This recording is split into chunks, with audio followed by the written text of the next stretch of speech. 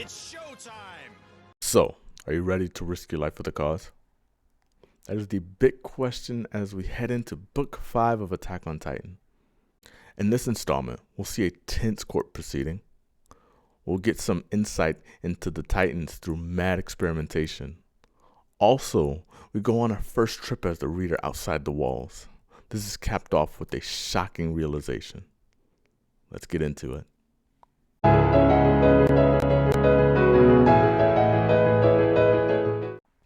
So to start up book 5, we'll begin with a bit of a side story. In this side story, we meet Ilse. I think that's how you pronounce it.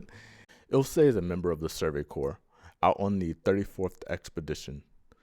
She gets stranded as her vertical maneuvering gear malfunctions. With no hope left, she decides to document everything that's going on. When suddenly she finds herself face to face with the Titan. While face to face with the Titan, she falls down in fear when suddenly it speaks, saying only, "Lady Ymir, subject of Ymir." Shocked, she writes all this down. She then asks this Titan a few other questions before shouting at it and attempting to run. It is then she's eaten by the Titan, dropping her notebook and along with it all of her observations. Sometime later, Levi Ackerman, presumably on an expedition, finds this notebook laying in the grass. And that is where this episode ends. Okay, so now getting into episode 19, Eren is locked up after he's discovered to have these Titan abilities. People are wondering, they're suspicious, they don't know how to deal with it, they don't know if he's a spy, if he can be trusted. So he's taken to this courtroom where everyone is going to decide his fate. Should we exterminate him? Should we keep him locked away? Should we experiment on him? What do we do? Thus follows this very tense court proceeding where everyone kind of states their agendas and what they feel should happen, what they feel likely will happen. And Eren kind of points out that you guys are all just assuming what you want to happen will happen. You're just taking this state of, I think this is going to happen because this will be mostly beneficial to my view of life or my overall goal. So in a rush of rash statements, Eren makes this outburst that freaks everyone out.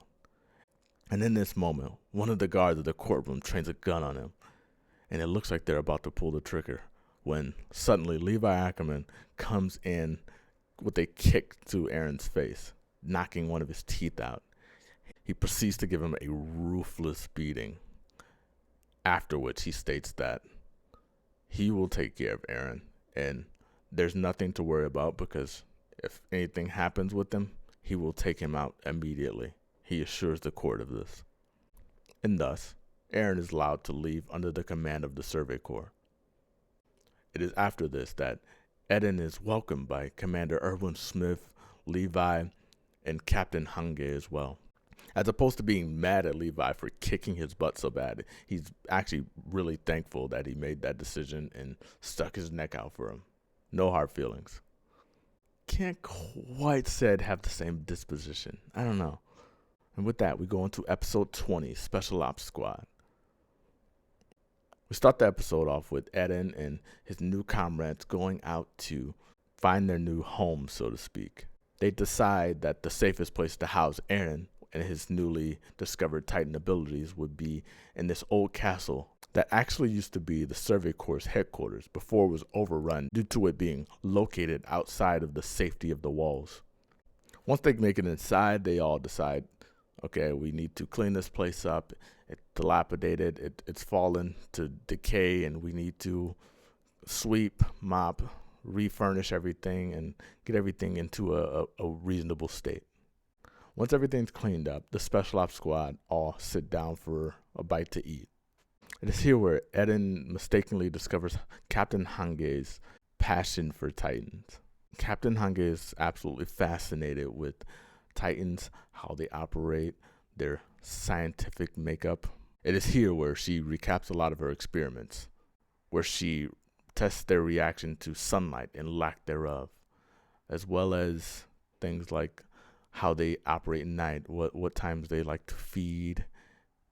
And as harsh as it is, she tests their pain tolerance in a goofy fashion. While Captain Hange is going over all this, suddenly they're interrupted when a fellow soldier comes in saying, "You have to look at this." It is then we are informed that the two titans that Captain Hange was observing and experimenting on were killed. And we believe that it was someone in the military. And with that, we move on to episode 21, Opening the Gate. We start the episode with the military trainees under suspicion. They are being questioned to see if they had anything to do with the killing of the two titans that were in Captain Hange's captivity. Nothing of note is found, and with that, we move on. Nextly, Commander Erwin Smith invites everyone to a presentation where he invites all of the new trainees into the Survey Corps. He kind of breaks down what it means to join and the risk involved.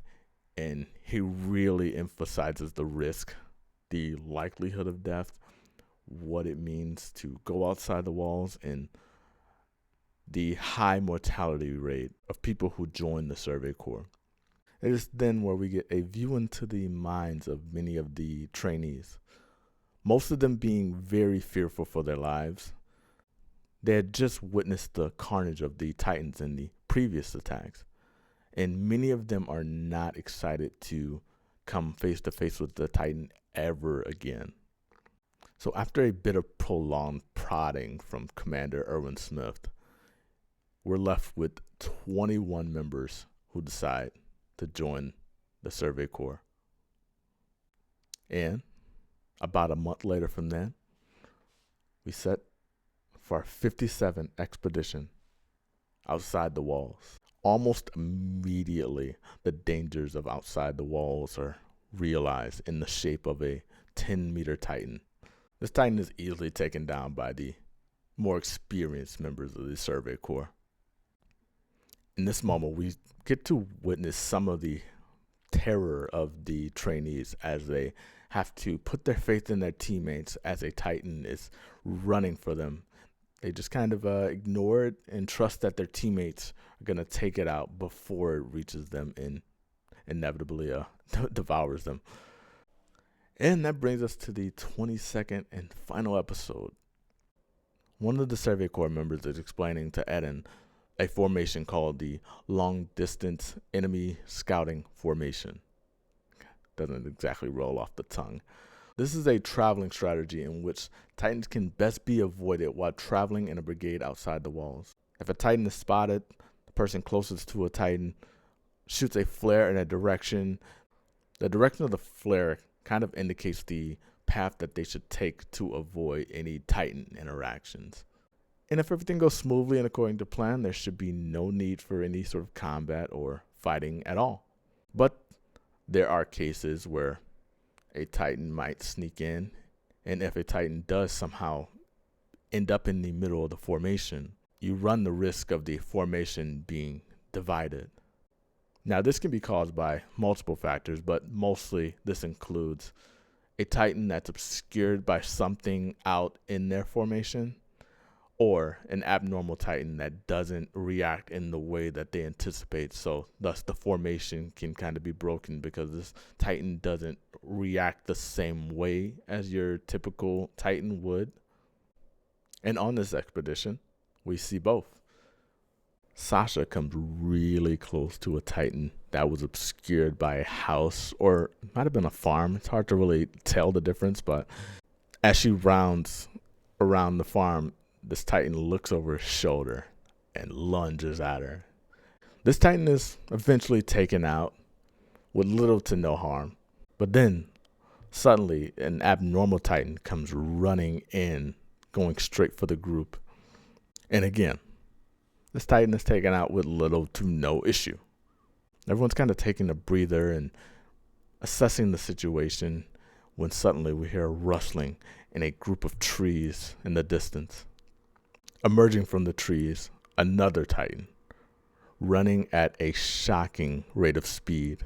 This Titan is moving so fast, many of the Corps members have no way to react.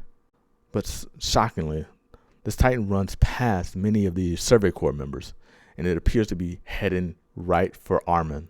Thankfully, Captain Ness is able to impede the Titan before it makes it over to him. And this ends up actually costing him his life. In the shock and terror, as Armin is riding off, hopefully to safety, he asks himself, that's really weird. That Titan seems intelligent, a lot like the Colossal Titan in Eren as the Attack Titan. He comes to the conclusion that this Titan must be a human. But who? He asks. And that is how we end this episode and Book 5. So with that, let's do a brief little recap here. Eren is now under the command of the Survey Corps, of which, if he acts up or goes crazy in Titan form, Levi is required to eliminate him as quickly and efficiently as possible. Also, many of our favorite trainees are now recruits in the Survey Corps. And we've just witnessed them on their first expedition, which turned into a bloodbath. Lucky. But what's the deal with this quick Titan? Why was it after Armin? And who is it? Is it a person, or is it some sort of weird mutated abnormal Titan? Maybe we'll find out in Book 6. And on that note, thank you for watching, and catch you on the next one. Later.